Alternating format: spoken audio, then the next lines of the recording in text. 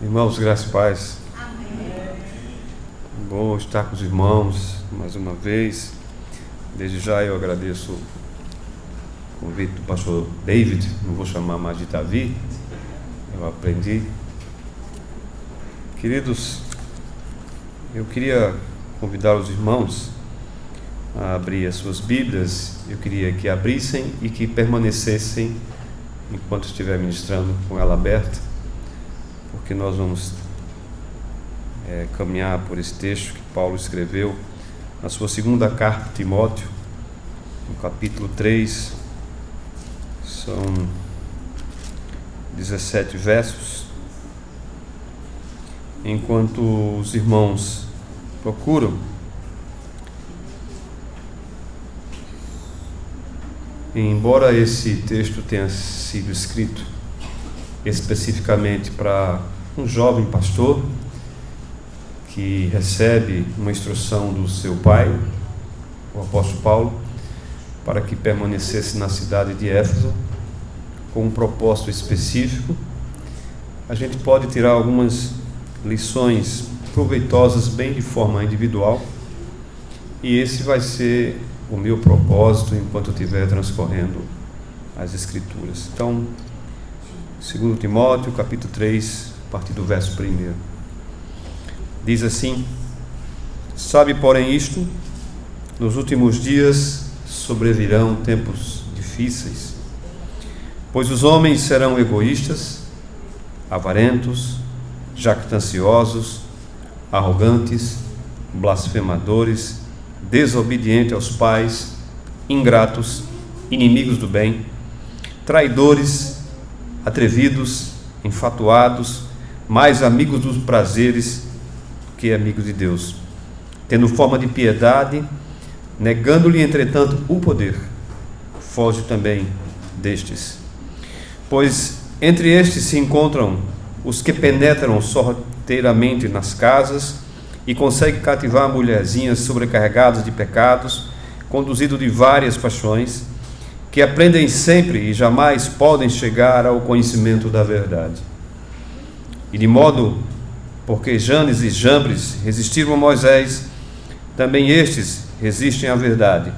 São homens de todo corrompidos na mente, réprobos quanto à fé.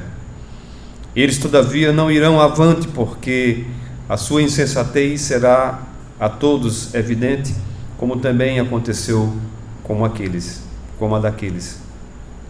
Tu, porém, tens seguido de perto o meu ensino, procedimento, propósito, fé, longanimidade, amor, perseverança, as minhas perseguições e os meus sofrimentos, quais me aconteceram em Antioquia, Icônio e Listra, que variadas perseguições tenho suportado. De todas, entretanto, me livrou o Senhor.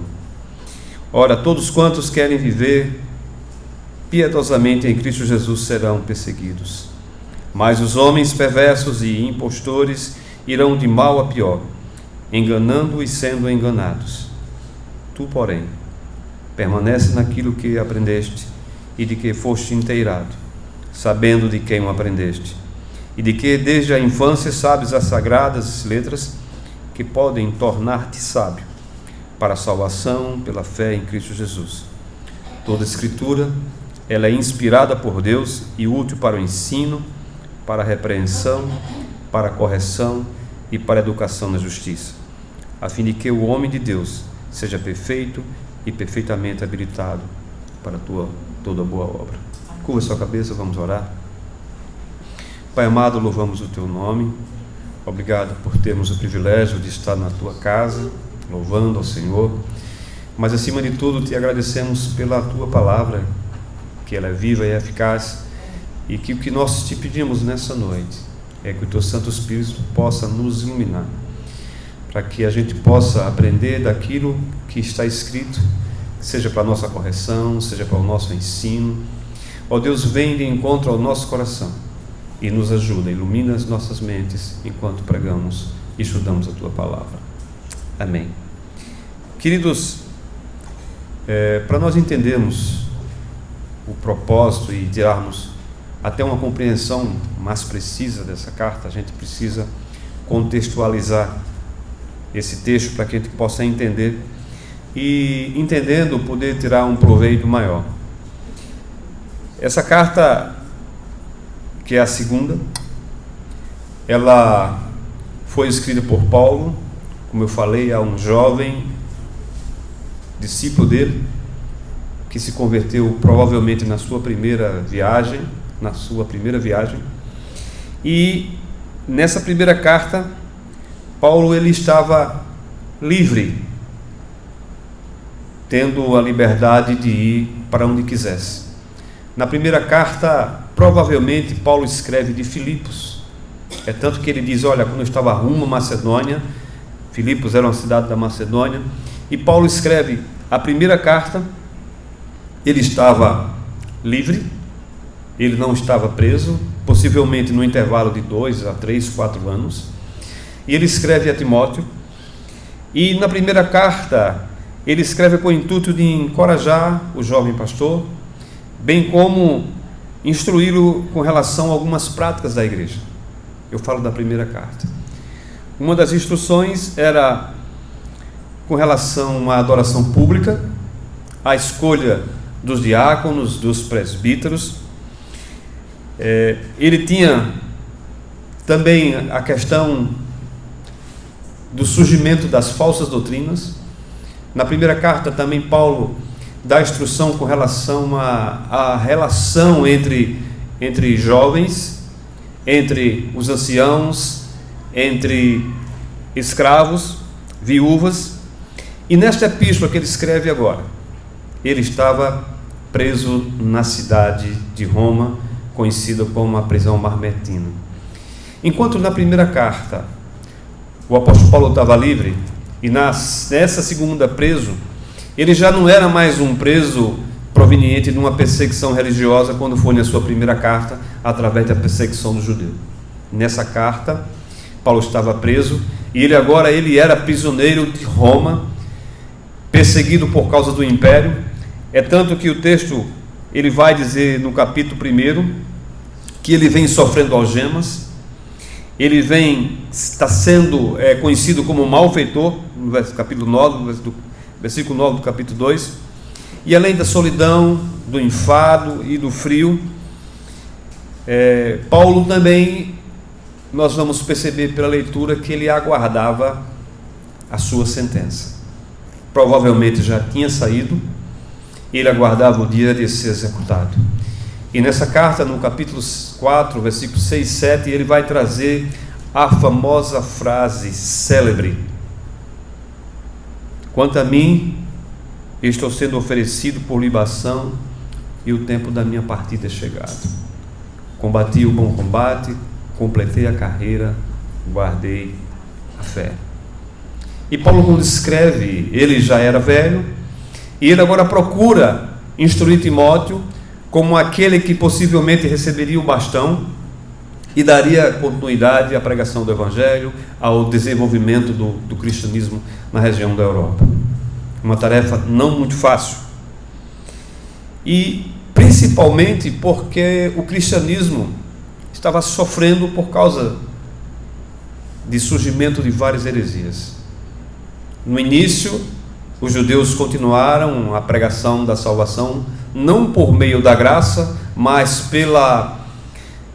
pelo cumprimento da religião judaica, principalmente com relação à circuncisão, que se o homem não fosse circuncidado, ele não seria salvo.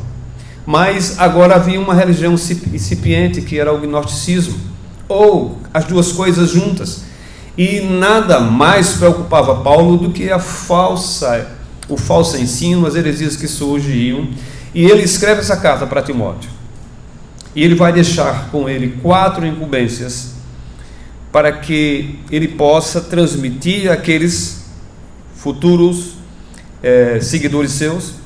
E essa carta vai ser resumida através de 4 expressões bem conhecidas que nós lemos aqui.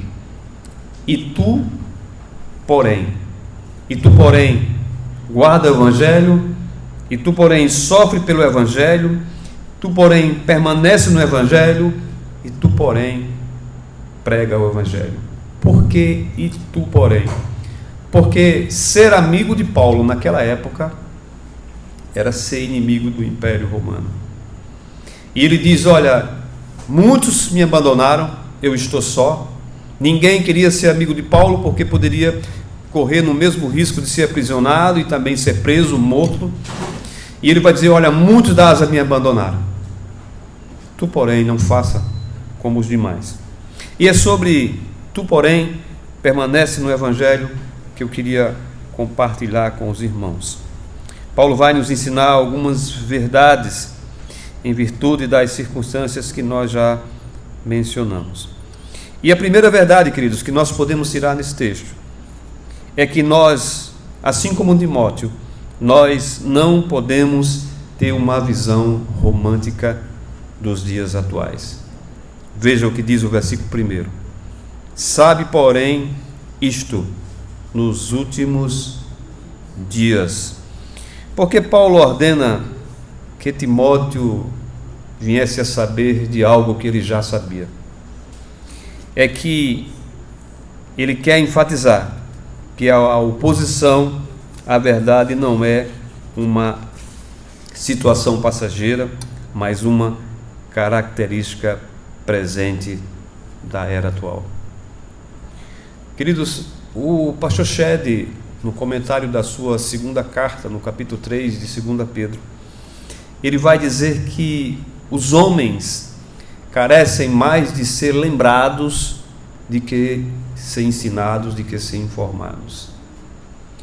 E Paulo, ele quer fazer lembrar a Timóteo, para que ele não tivesse uma visão muito romântica dos seus dias. Talvez Paulo temesse que Timóteo se tornasse um otimista, na esperança de que ele ficasse quieto por algum tempo e com essa espera, essa tormenta passasse. Paulo, contudo, não lhe dá essa expectativa, como também as Escrituras não nos dão essa expectativa. Nós também devemos saber disto. Precisamos ficar cônscios dos perigos e das dificuldades que nos assediarão se permanecermos firmes no Evangelho. Sabe disto. Em seguida, Paulo se refere aos últimos dias. Ele vai dizer: sabe, porém, isto, nos últimos dias. Pode ser natural aplicar esse texto ou esse termo a uma época futura, aos dias imediatamente precedentes da volta de Jesus. Contudo, a correta aplicação bíblica não nos dá esse direito. Porque os autores do Novo Testamento, ele fala da nova era que era prometida, havia chegado em Jesus, e que agora os últimos dias haviam se cumpridos.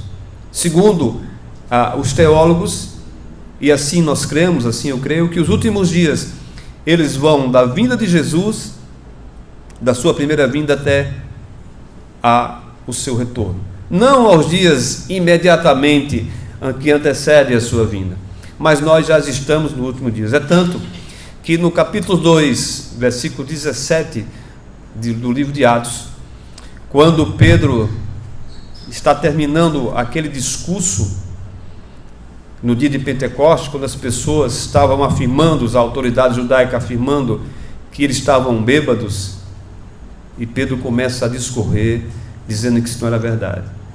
Aí ele diz: o que vocês escutam agora era aquilo que estava escrito lá em Joel, que ele, nos últimos dias derramarei o meu espírito sobre toda a carne. Em Hebreus, no capítulo 1, versículo de 1 a 2, o escritor vai dizer que Deus, antigamente, outrora, havia falado diversas vezes e diversas maneiras aos nossos pais pelos profetas, mas nos últimos dias Ele agora nos fala através do seu Filho. Sabe, porém, isto, nos últimos dias sobrevirão, acrescenta Paulo, tempos difíceis. E no original, queridos, significa tempos terríveis. E a mesma expressão que é usada aqui por Paulo é a mesma expressão que Mateus usa no capítulo 8, versículo 28, quando ele fala dos endemoniados gadarenos, que diz que eram pessoas, homens terríveis, que ninguém conseguia se aproximar deles. E isto nos dá uma ideia de como são os tempos que a igreja deve esperar nos últimos dias. Estes serão dolorosos e perigosos. Esses dias serão difíceis de suportar, difíceis de serem enfrentados. E a história da igreja confirma isso. O teólogo William MacDonald, no seu comentário, ele vai dizer que quando o navio da igreja cristã foi posto ao mar, não lhe foi dito que esperasse uma travessia serena e calma. Ele tem sido golpeado por tormentas e tempestade, até por furacões. Jesus, agora se referindo no capítulo 24 do sermão escatológico, no capítulo 24, versículo 22, ele disse: e se aqueles dias não fossem abreviados, nenhuma carne se salvaria. Queridos, nós não podemos ter falsas expectativas dos dias atuais. São dias furiosos, muita promiscuidade, zombaria, perseguição religiosa, violência, apostasia e intolerância de todos os lados. Eu não preciso falar muito. E na sua partida, Paulo diz: Timóteo, eu já completei a minha carreira. Não tenha falsa expectativa sobre os dias atuais. Não seja romântico. Aquilo que está acontecendo comigo vai acontecer com você. Se hoje eu estou sendo preso por causa do Evangelho, também poderá acontecer com você. A segunda verdade que o texto nos ensina é que o caos da sociedade é fruto, ou seja, tem origem no próprio homem. Veja o que é que diz o versículo 2 a 4 dessa carta. Sabe, porém, isso, que nos últimos dias sobrevirão tempos difíceis, pois os homens serão egoístas, avarentos, jactanciosos, arrogantes, blasfemadores, desobedientes aos pais, ingratos, reverentes, desafeiçoados, implacáveis, caluniadores, sem domínio próprio de si, cruéis, inimigos do bem, traidores, atrevidos, enfatuados, mais amigos dos prazeres do que amigo de Deus. E Paulo imediatamente ele prossegue dizendo que a razão desses dias difíceis é porque os homens serão. A lista nós já lemos. E é importante nós compreendermos que os homens é que são culpados pelos dias ameaçadores que nós vivemos, ou os dias pelos quais a igreja deverá passar. São homens decaídos, homens maus, homens de natureza pervertida, cujo comportamento é egoísta, independente de Deus, cujas mentes são hostis a Deus e a sua lei. E essa lista que está aqui do versículo 2 ao versículo 4, ela trata-se da mais longa lista da depravação humana. Paulo vai relacionar aqui 18 pecados, só superada pela lista de Romanos, do capítulo 1, quando Paulo traz aquela lista, ele fala de 21 pecados. O interessante, queridos, é que 3 palavras vão sintetizar todo o texto. 2 palavras que têm origem no grego, que é derivado do substantivo filéu, que é amor, e outra palavra que está no versículo 5, todas no grego, vão dar a ênfase àquilo que nós estamos falando. Primeiramente, Paulo disse que os homens serão egoístas, e o termo que Paulo usa aqui é egoístas, ou seja, é derivado do grego philautos, que significa pessoas amantes de si mesmos. Versículo 2: sabe, porém, isso, que os homens serão egoístas, ou seja, eles serão amantes de si mesmos, narcisistas, aquele que faz do seu eu o seu Deus, que se coloca acima de todos, acima dos outros. O mundo, ele gira em torno dele. Esses homens, eles amam apenas a si mesmo, não têm amor por outras pessoas. Eles serão egoístas. A segunda expressão que Paulo vai falar é que, além de egoístas, eles serão avarentos, já ainda derivado da expressão filauguros, que significa amantes da prata, amantes do ouro, amantes do dinheiro. Ou seja, aqueles que vivem em função do dinheiro, que se corrompem pelo dinheiro, que são corrompidos, corrompem, que matam pelo dinheiro, tudo faz em torno do dinheiro.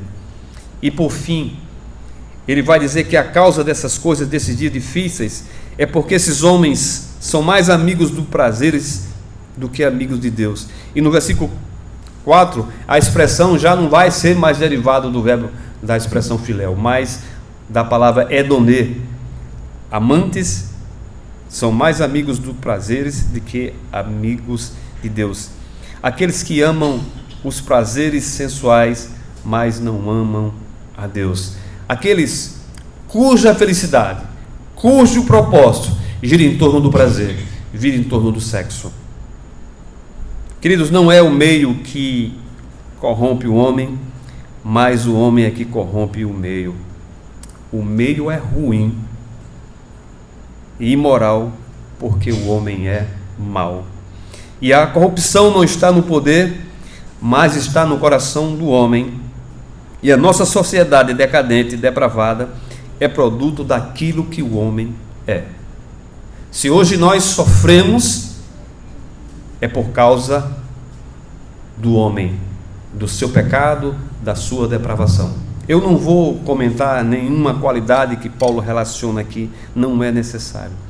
Mas a nossa sociedade decadente, ela sofre por aquilo que o homem é. E o texto nos diz: tempo difícil, pois os homens serão. A terceira verdade que eu queria deixar com os irmãos é que a decadência, além dos homens, ela é resultado da falsa religiosidade ou da falsa religião. Veja o que diz o versículo 5: tendo forma de piedade, negando-lhe entretanto o poder, diz Paulo, foge também destes. Tendo forma de piedade, negando-lhe entretanto o poder, diz Paulo. Essas pessoas apresentam uma aparente piedade, mas excluem o seu poder. Em outras palavras, são pessoas religiosas. Embora eles conservem uma boa forma de religião, esta não tem nenhum poder transformador sobre suas vidas.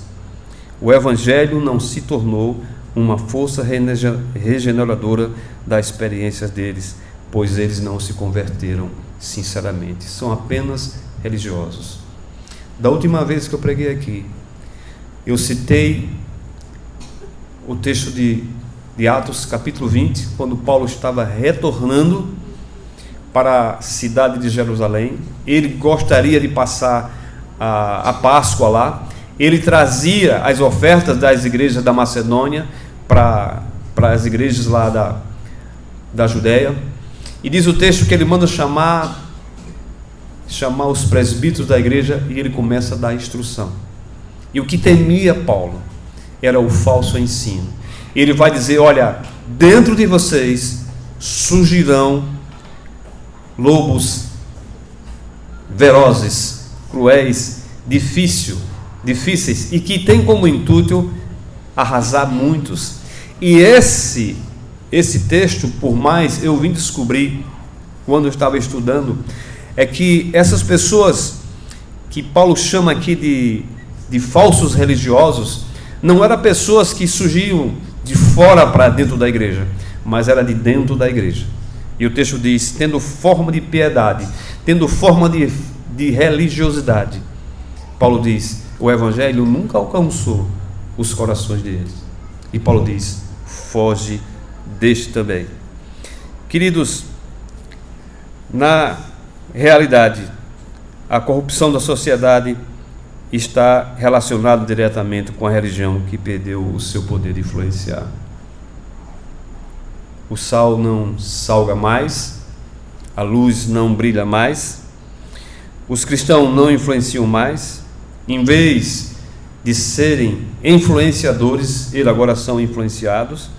E esses irmãos que foram citados aqui, esses homens que tinham essas características, em vez de ser influenciador, tornam-se influenciados.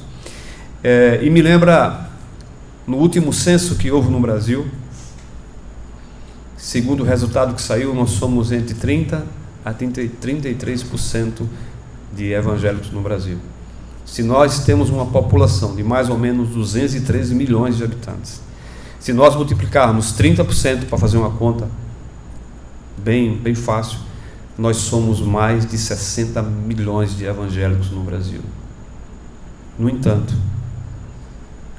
o país continua mais corrupto, mais cruel.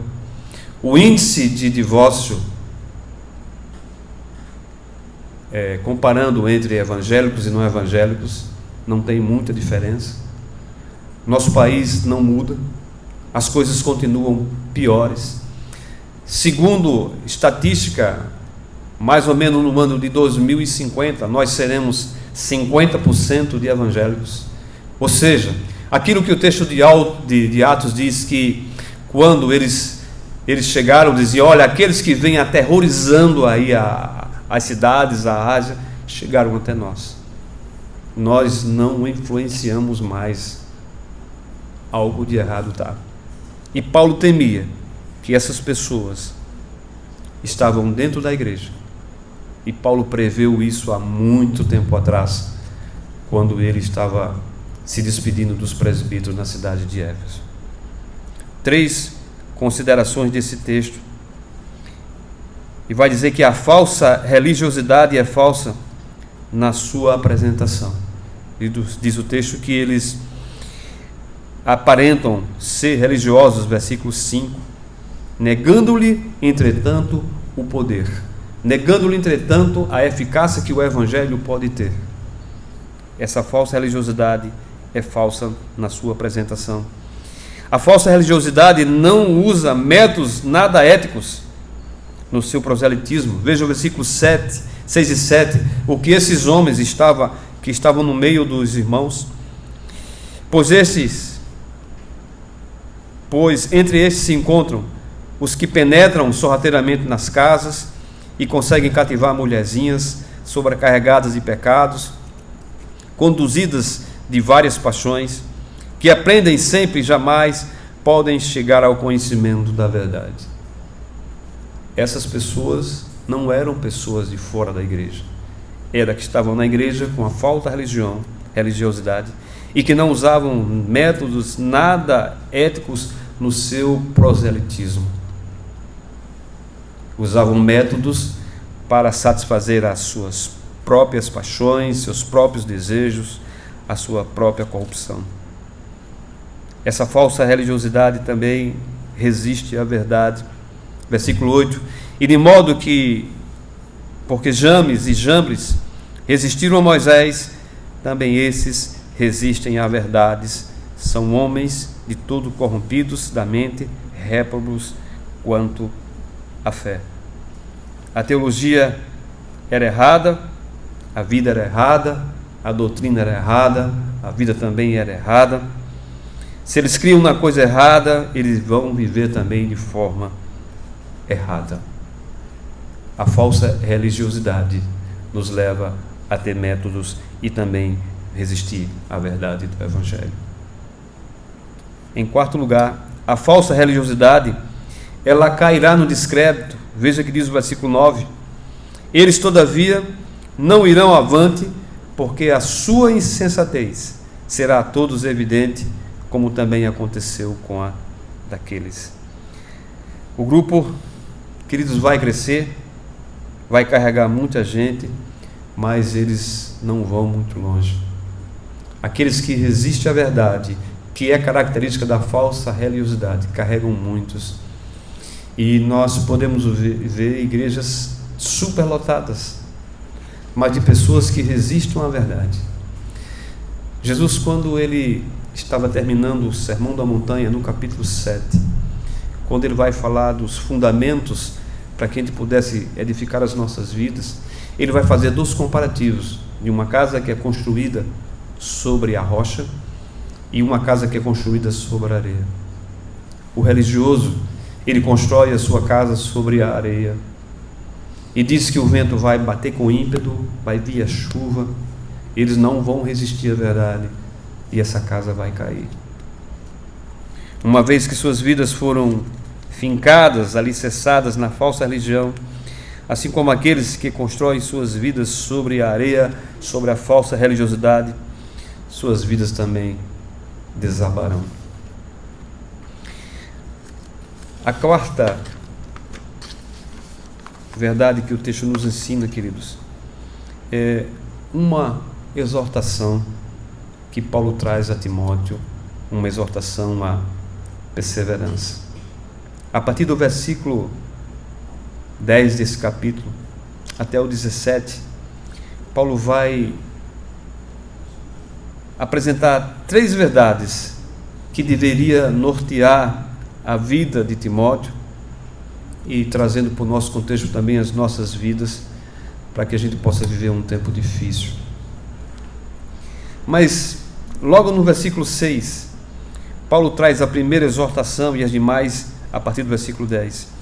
Ele diz, após fazer essa relação, falar dessa falsa religiosidade, desses falsos religiosos, Paulo diz, olha, esses homens religiosos, os quais eu mencionei as suas características, Paulo diz, foge também destes. Não é que Timóteo tivesse que evitar o contato com os pecadores, porque o próprio Cristo, ele foi amigo de pecadores e publicanos. E se fosse para Timóteo evitar a associação com eles, teria que sair do mundo. O próprio Jesus disse, eu não peço que os tire do mundo, mas que os livre do mal. Paulo se refere, porém, aos que estão dentro da igreja, cristãos pagãos. Timóteo deveria manter distância dos tais, e quem poderia chamar de pecadores religiosos. E Paulo aconselha para Timóteo, e também aconselha para mim e para você nessa noite, fujam destes falsos cristãos, falsos religiosos. O apóstolo, depois de pintar um quadro sombrio dos últimos dias e dos cristãos desmoralizados, cujo caráter e conduta fornece uma indicação prévia daqueles tempos, ele volta-se agora para Timóteo com um alívio. E ele agora nos ensina Timóteo e traz para a gente uma segunda exortação. Ele diz, segue, versículo 10. Tu, porém, tens seguido de perto o meu ensino, o meu procedimento, propósito, fé, longanimidade, amor e perseverança.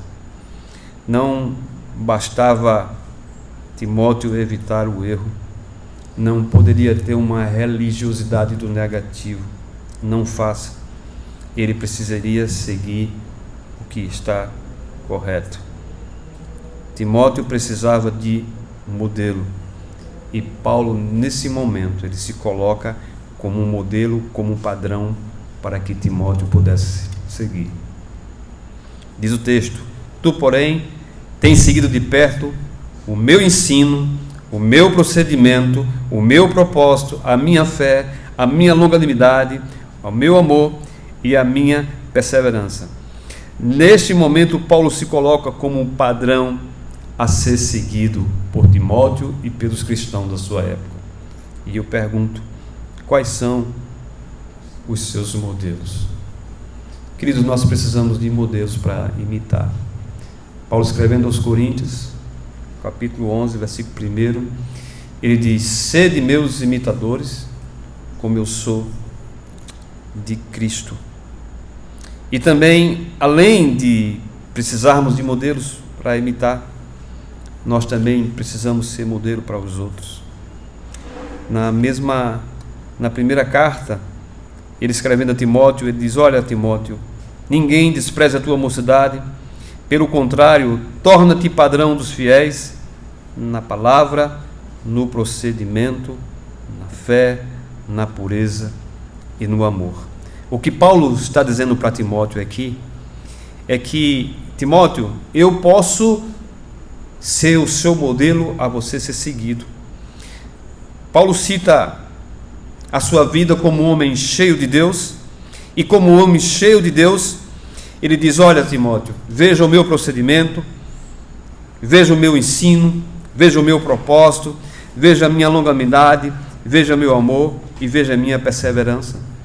Certamente Timóteo não viu as perseguições, mas ele chega a citar: as minhas perseguições, as quais me aconteceram em Antioquia, quando Paulo foi quase expulso, foi expulso da cidade, em Listra, quando ele foi dado como morto, quando ele foi apedrejado, que várias perseguições tenho suportado, e todas, entretanto, o Senhor me livrou.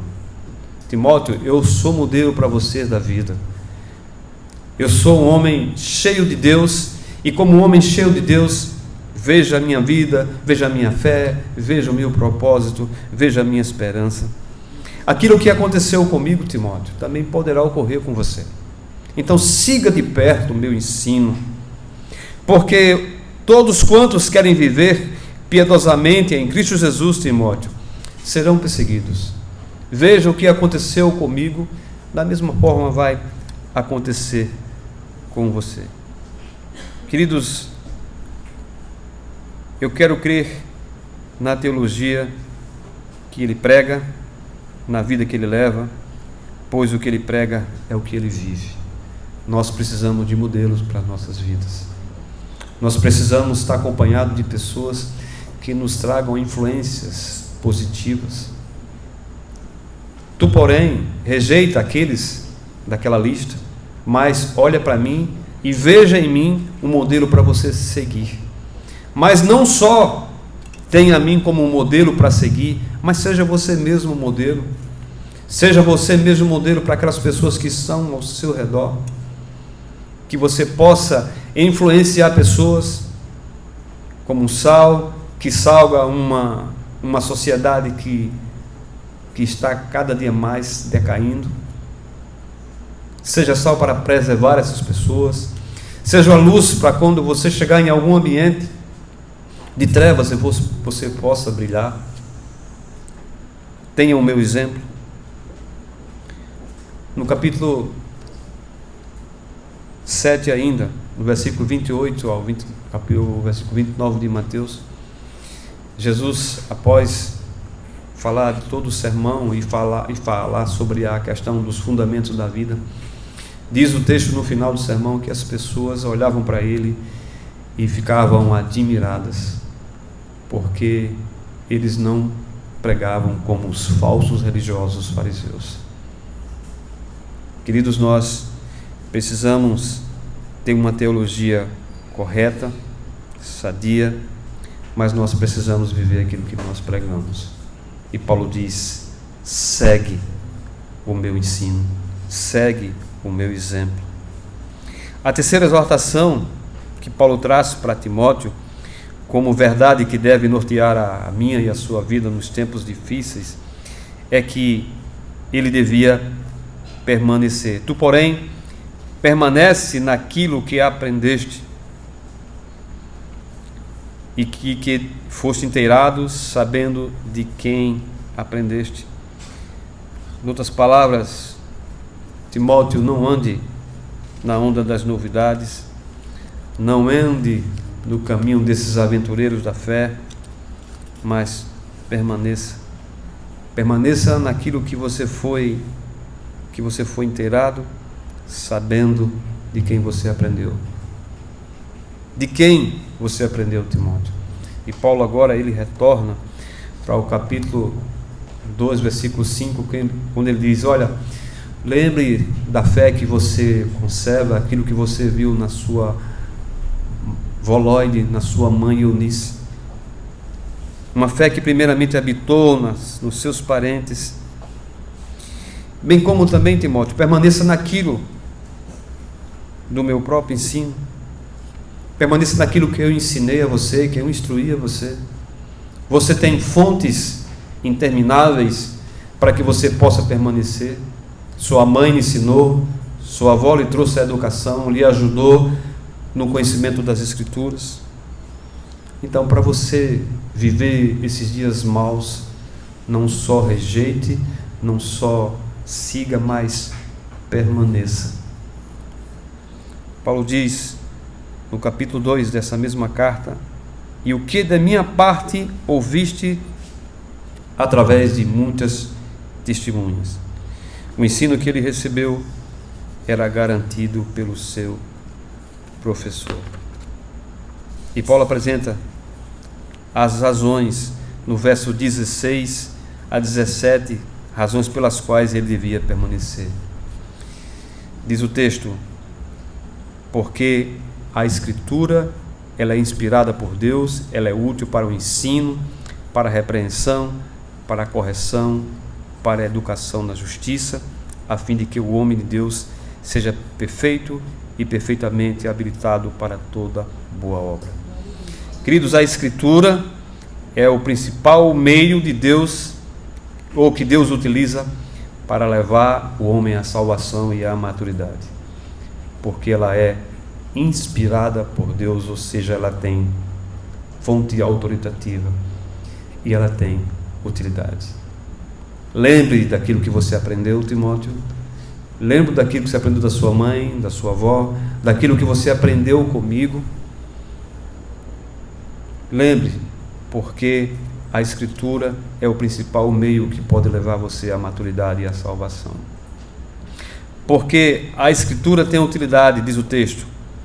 Toda a Escritura é inspirada por Deus e é útil para o ensino, para a repreensão, para a correção, para a educação na justiça. Ensino porque ela apresenta a mente de Deus em relação aos principais temas da teologia, como Trindade, anjos, homens, salvação, santificação. Ela é toda a fonte daquilo que nós precisamos saber para desenvolver a nossa vida cristã. Não só ela é útil para o ensino, mas ela é útil para a repreensão. Ela é proveitosa para refutar os erros e responder ao tentador. Ela também é útil para a correção. Ela não só destaca o que está errado, mas apresenta como pode ser corrigido. Timóteo, a palavra é luz para os nossos pés, luz para os nossos caminhos. Ela é útil para a educação na justiça. Ela nos ensina a viver uma vida piedosa. Então, Timóteo, se você quer viver os dias maus, difíceis, permaneça nas Escrituras, naquilo que você viu na sua infância, da forma com que você aprendeu, naquilo que você aprendeu de mim, porque quando eu ensinei para você, nós ensinamos para você, eu e sua família, a palavra, porque ela é o meio principal que Deus utiliza para a nossa salvação e maturidade. A Escritura, ela é absolutamente incomparável. Nenhum outro livro, coletânea ou outra coisa no mundo é capaz de fazer um pecador perdido tornar-se sábio para a salvação. Por isso, aconselho ao velho apóstolo: permaneça naquilo que você aprendeu. Queridos, eu queria fechar com algumas aplicações. Até porque, como eu disse no início, nós estamos vivendo os últimos dias. E uma vez que estamos vivendo os últimos dias, devemos entender isso para ficarmos bem esclarecidos e assim estarmos preparados. Como eu disse no início, nós não podemos ter uma visão muito romântica do mundo atual. Uma vez que esse texto revela um senso de urgência, o segredo de Paulo e a sua instrução examine a sua vida à luz da lista de Paulo. Não ceda às pressões da sociedade, não aceite uma posição de conforto sem compromisso, resista e posicione-se contra o mal, vivendo de acordo com a vontade de Deus. A primeira aplicação: fique consciente daquilo que acontecerá nos últimos dias. Queridos, eu comentava na escola bíblica hoje pela manhã sobre a questão dos livros de autoajuda. São bons conselhos, mas que esses conselhos, eles são bons, mas só revelam aquilo que está dentro de mim. A gente aprende isso muito nesses cursos de autoajuda. Você chega na primeira livraria, ou nas livrarias, os primeiros livros estão lá aos montes, tudo livro de autoajuda, mas são soluções que não acontecem na realidade. No final as frustrações vêm. Nós somos decepcionados porque não ocorre, ao menos não ocorre comigo dessa forma. Então, os dias são maus e nós precisamos estar bem conscientes desses dias. E como eu falei, Timóteo precisava estar bem atento, e a mensagem que Paulo dá para nós hoje é que nós também permaneçamos atentos. A segunda aplicação: Paulo nos adverte a não sermos enganados pelas pessoas que parecem ser cristãs. Pode ser difícil distingui-las dos verdadeiros cristãos a princípio, mas seu compromisso do cotidiano vai denunciar. Então, fuja destes. Fuja daqueles cristãos ou aqueles que se dizem falsos religiosos que estão no meio de vocês, que possam, em vez de influenciar você, edificar você, construir o seu caráter, construir você, eles lhe levam para o mal. São falsos religiosos, da mesma forma como Paulo instruía Timóteo a fugir destes. Fuja também. A terceira aplicação: a despeito de toda doutrina falsa existente, siga a sã doutrina, siga as instruções das Escrituras, procure ter por perto quem possam ser exemplos de piedade para você. Procure um modelo, mas não só procure um modelo, mas procure ser modelo para as outras pessoas. Por fim, Paulo aconselhou Timóteo para o seu passado e a permanecer nos seus ensinos básicos a respeito de Jesus, que são eternamente verdadeiros. E o conselho é: dedique diariamente um tempo para refletir sobre os fundamentos da fé encontrados nas Escrituras, que são verdades que edifiquem a vida. Fuja, siga e permaneça. Não existe melhor conselho para nós, segundo o texto, resistirmos os dias terríveis, os dias difíceis. Fuja dos falsos cristãos. Siga aquilo que foi ensinado. Procure modelos, seja modelo. Permaneça naquilo que você aprendeu. Permaneça naquilo que você tem aprendido na igreja. Permaneça nas Escrituras, porque ela é um instrumento ou um meio, o único meio pelo qual Deus vai levar você à maturidade e sua salvação. Queridos, eu queria orar por você, eu queria orar por mim também. Eu queria que os irmãos ficassem de pé. Os dias são maus, são difíceis, como eu falei, os dias são terríveis, e nós precisamos estar bem atentos.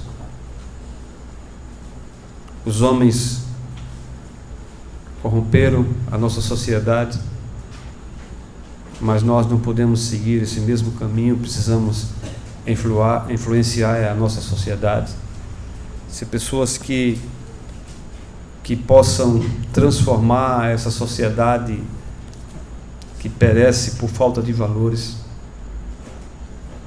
Nós precisamos ser luz onde nós chegamos.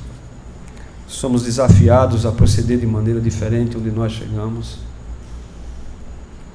nós precisamos fazer diferença. E o mais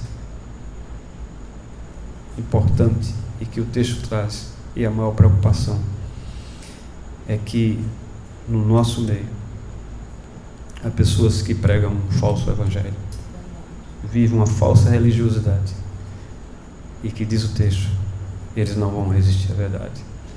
Então, esse é o conselho das Escrituras. Eu queria que você orasse nesse momento comigo. Pai amado, obrigado pela tua palavra, obrigado porque ela nos instrui a nós saber